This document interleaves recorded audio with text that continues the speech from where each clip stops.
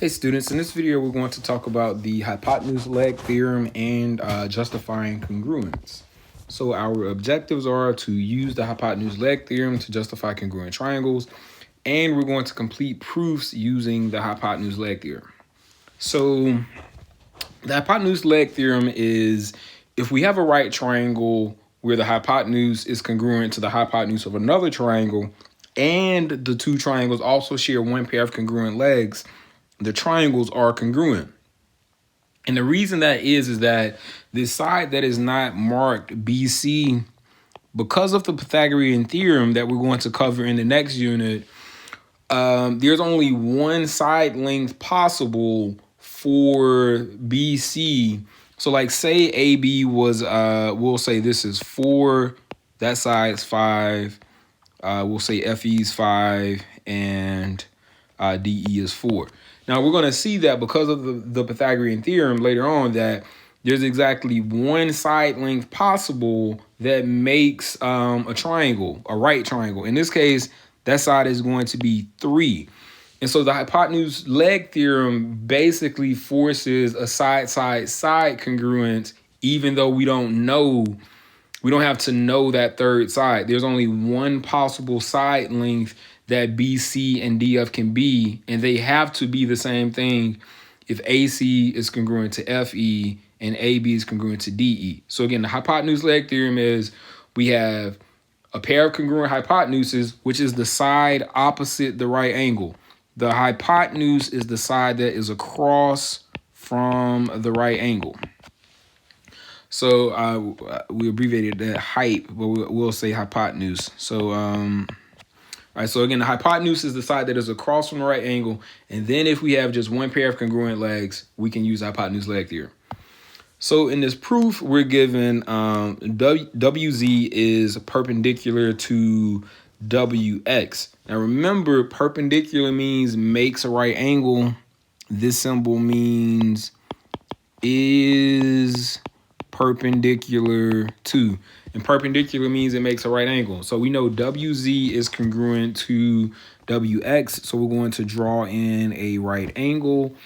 We also know that WZ is congruent to, not congruent, perpendicular to YZ. So we're going to make another right angle. Fantastic. So, and we need to prove that WMX is congruent to YMZ. We're also given that M is the midpoint of WZ and XY.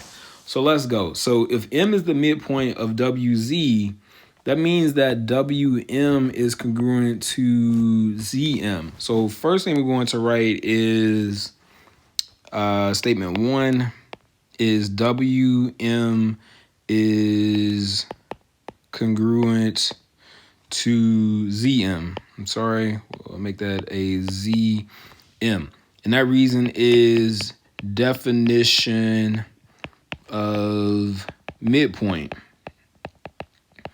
The second thing that we know is that M is the midpoint of XY. So that's going to mean that XM is congruent to YM. So we're going to write that down. So we have XM is congruent to YM. And that is also because of definition of midpoint.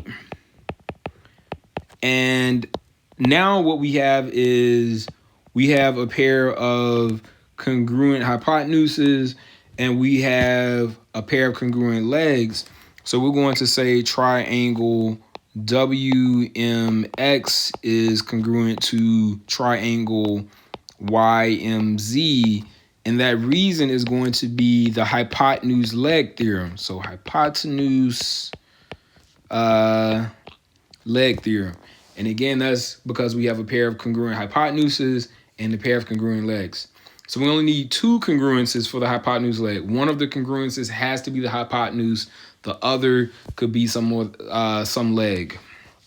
All right, the second example, we know the measure of angle ADB is equal to the measure of angle CDB, which equals 90. So that means that we just have a right angle here.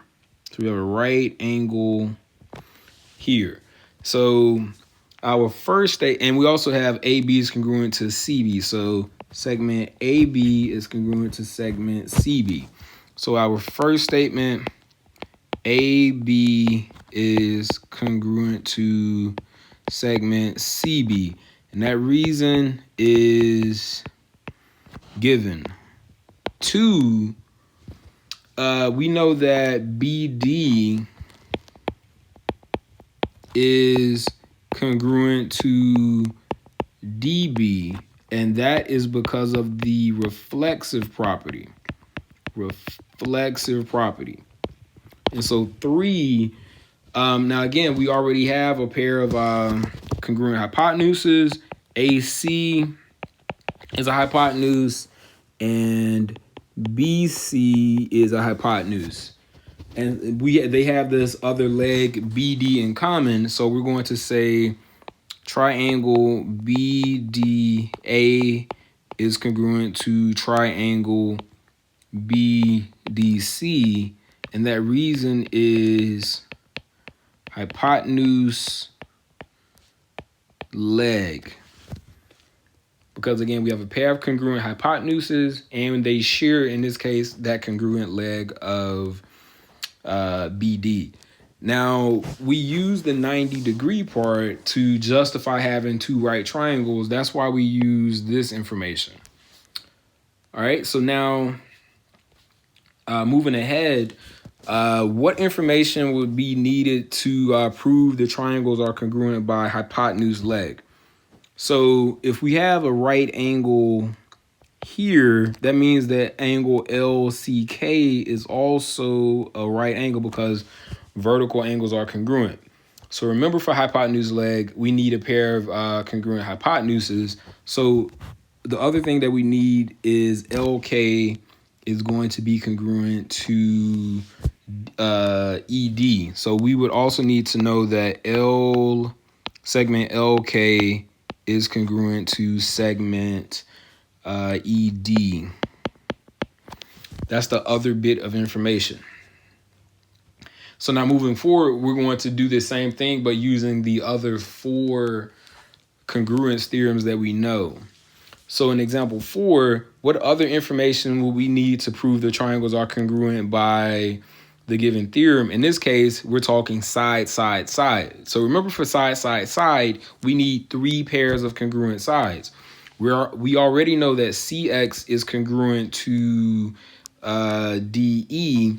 We would also need to know that XE is congruent to DC. So let's write that down. 1, we would need to know that segment XE is congruent to segment DC. And so the next thing that we would need to know is that segment CE is congruent to segment CE or EC, however you want to say it. So, and that gives us 3 pairs of congruent sides. We have CX and DE, we have CD and XE, and we have CE is congruent to itself. 3 pairs of congruent sides.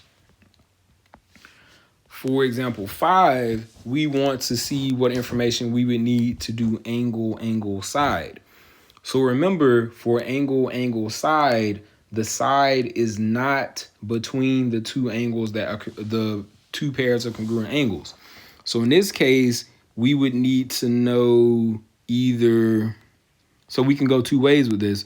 We would need to know that angle I is congruent to angle Q, because that would give us angle, angle, side. So we could have either angle I is congruent to angle Q. That would give us angle, angle, side. But we could also do angle H is congruent to angle R, and that would still give us angle, angle, side.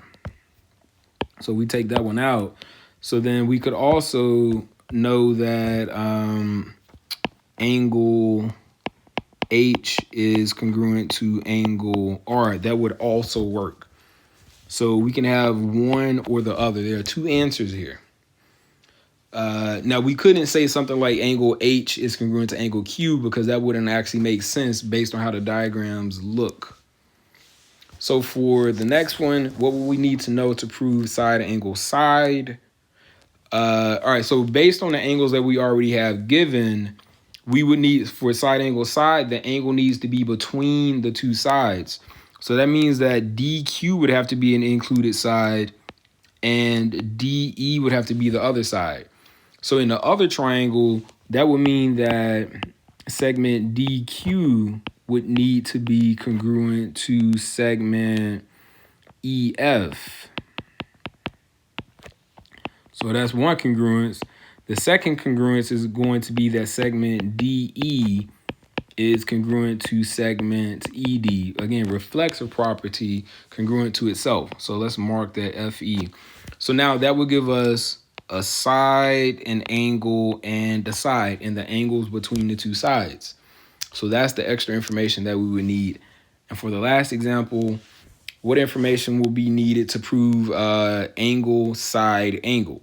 So since we already have fx is congruent to wx, we would want the side to be between the two angles because of angle, side, angle. So we would need to know angle F is congruent to angle W, and angle HXF is congruent to angle YXH, because that gives us an angle, side, and an angle. So in this case, the first congruence we would need to know is, we'll say angle HFW is congruent to angle YWX. And two, we would need to know that angle HXF is congruent to angle YXW. All right, so that concludes our video on hypotenuse leg theorem and justifying congruence. Quick recap: hypotenuse leg theorem means that we have a pair of congruent hypotenuses and one pair of congruent legs, and that tells us the triangles are congruent. And in terms of justifying congruences, we label the diagram with the extra information we need to justify the appropriate congruence theorem. Thanks for watching.